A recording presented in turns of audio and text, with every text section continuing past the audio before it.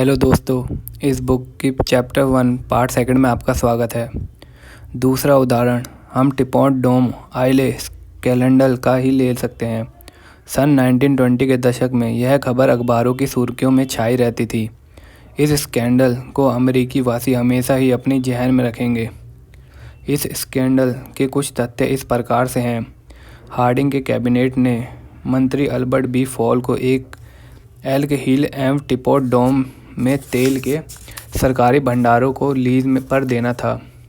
कुछ ऐसे तेल के भंडार जिन्हें नौसेना के भविष्य के उपयोग हेतु अलग रख दिया गया था, लेकिन फॉल ने ना तो इनकी नीलामी की, ना इनके लिए टेंडर बुलवाए। उन्होंने तो अपने मित्र एडवर्ड एल डोहेनी को यह लाभकारी ठेका प्लेट में रखकर दे दिया। डोहेनी ने भी बहुत तुरंत ही फॉल को $10 लाख लोन का नाम देकर पुरस्कार रूप में दे दिए। फिर उसके बाद फॉल ने जिले की यूनाइटेड स्टेट्स मैरिन्स को यह आदेश दे दिया कि वे एल्क हिल भंडारों से रिसने वाले तेल का लाभ उठा रहे प्रतियोगियों को वहां से हटा दें। फिर जब प्रतियोगी कंपनियों को संगीनों और बंदूकों की नोक पर वहां से हटाया गया तो उन्होंने निराश और दुखी होकर न्यायालय की शरण ली और फिर तो टिपॉन्ट होम स्कैंडल का सारा भंडाफोड़ हो गया। फिर तो जैसे कोहराम ही मच गया। हार्डिंग सरकार पर खतरे के बादल मंडराने लगे। पूरा देश कांप उठा। रिपब्लिकन पार्टी का भविष्य अंधकारमय होने लगा तथा परिणाम स्वरूप अल्बर्ट बी फॉल को जेल की हवा खानी पड़ी। फॉल के ऊपर तो जैसे निंदाओं का पहाड़ टूट पड़ा। इतनी सार्वजनिक निंदा किसी किसी को ही सहनी पड़ती है, परंतु किसी भी उन्हें कोई पश्चाताप हुआ? क्या कभी उन्होंने अपनी गलती मानी? कभी भी नहीं।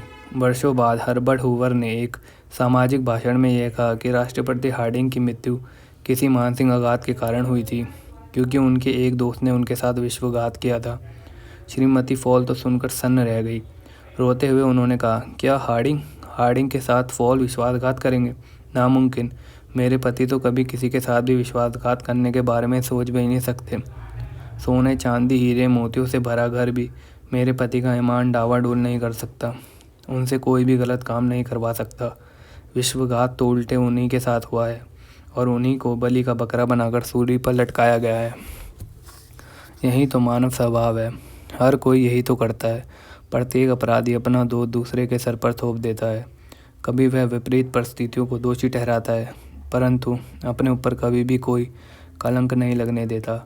इसलिए अगली बार किसी को भी आलोचना करने से पहले अल कैपोन, दुनाली बंदूक, कार्ले तथा अल्बर्ट हॉल को जरूर याद कर ले।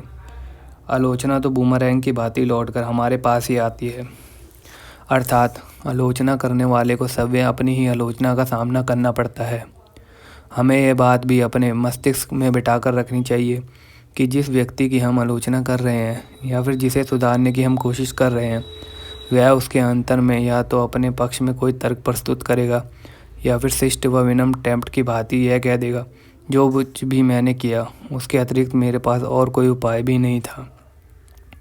15 अप्रैल सन 1865 की सुबह अब्राहम लिंकन का पार्थिव शरीर एक सस्ते लॉजिंग हाउस के एक बड़े से कमरे में रखा हुआ था। यह कमरा फोर्ड थिएटर के ठीक सामने था और यहीं पर जॉन विल्किस बूथ ने लिंकन को गोलियों से छलनी कर दिया था। लिंकन का वह बिस्तर उनके हिसाब से काफ़ी छोटा था। राजा बॉनहर की विख्यात पेंटिंग द हॉर्स फेयर की सस्ती नकल उनके बिस्तर के ऊपर टंगी हुई थी और एक गैस बत्ती पीली रोशनी फेंक रही थी। रक्षा मंत्री स्टेटन ने लिंकन के पार्थिव शरीर के समक्ष खड़े होकर लोगों से कहा, लोगों के हृदय पर राज करने वाला संसार का सर्वश्रेष्ठ शासक अब हमें छोड़कर चला गया है। लिंकन में लोगों का दिल जीतने की ऐसी कौन सी कला थी? क्या रहस्य था उनकी सफलता का? पूरे 10 सालों तक मैंने लिंकन की अनेक जीवनियाँ पढ़ी हैं तथा एक पुस्तक लिंकन द अननोन लिखने में तो मुझे पूरे 3 वर्ष लग गए थे। मेरा यह विश्वास है कि लिंकन के घरेलू और सामाजिक जीवन तथा उनके पूरे व्यक्तित्व का जितना अध्ययन मैंने किया है, शायद ही किसी अन्य ने किया हो। मैंने यह भी अध्ययन किया है कि लिंकन लोगों के साथ कैसे व्यवहार करते थे। क्या वह दूसरों की निंदा करते थे? हाँ, बिल्कुल।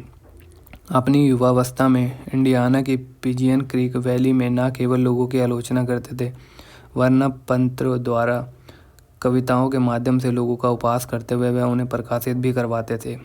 एक ऐसे ही पत्र में एक बार घृणा की आग ऐसी भड़की कि वह जीवन भर जलती रही।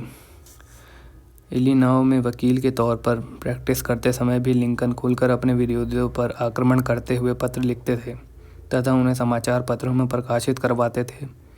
लेकिन एक बार तो बात कुछ ज़्यादा ही बिगड़ गई थी।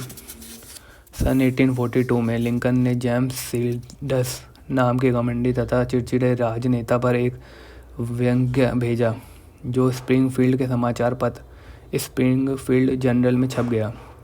सारा शहर सील्ड्स का मजाक उड़ा रहा था। ऐसे में सील्ड्स तो क्रोध के मारे आग बबूला हो गया।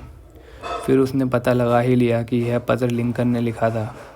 सील्ड्स घोड़े पर सवार होकर लिंकन के सामने गया तथा उसके सामने धुंध युद्ध का प्रस्ताव रख दिया। लिंकन धुंध युद्ध के पक्ष में नहीं थे। लिंकन अपना आत्मसम्मान बचाने के लिए उन्हें ऐसा करना पड़ा। उन्हें कई हथियारों के विकल्प दिए गए और बाहें लंबी होने के कारण लिंकन ने तलवारबाजी को चुना। इसके लिए वेस्ट पॉइंट ग्रेजुएट से तलवारबाजी का परीक्षण भी लिया। जिस दिन द्वंद्व युद्ध होना था उस दिन सील्ड्स और लिंकन का आमना सामना मिसिसिपी नदी के तट पर हुआ। ऐसे में एक की मौत तो निश्चित थी, लेकिन आखिरी क्षणों में उनके मित्रों के बीच बचाव के कारण द्वंद्व युद्ध टल गया। हालांकि लिंकन के जीवन की यह सबसे दुखद घटना थी, लेकिन इस घटना से उन्होंने एक सबक भी सीख लिया। इसके बाद उन्होंने कभी भी किसी को अपमानजनक पत्र नहीं लिखे, लोगों का मजाक उड़ाना छोड़ दिया।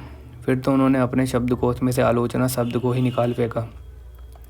फिर लिंकन ने गृह युद्ध के समय पोटोमैक की सेना के लिए एक के बाद एक कई नए जनरल नियुक्त किए और प्रत्येक general McClellan, Pope, Burnside, Hooker, Meade सभी ने बड़ी बड़ी गलतियां की कि लिंकन हताश होकर फर्श पर इधर से उधर घूमते रहते थे। लेकिन लिंकन, जिनका हृदय दुर्भावनाओं से नहीं बल्कि सद्भावनाओं से परिपूर्ण था, एकदम शांत रहे, किसी भी आलोचना नहीं की।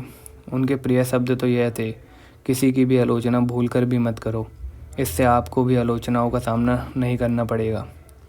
जब कभी भी लिंकन की पत्नी तथा दूसरे लोग दक्षिणी प्रांतों की निंदा करते थे तो लिंकन यही कहते थे, उनकी निंदा मत करो, उनकी जैसी परिस्थितियों में हम भी वैसे ही होते।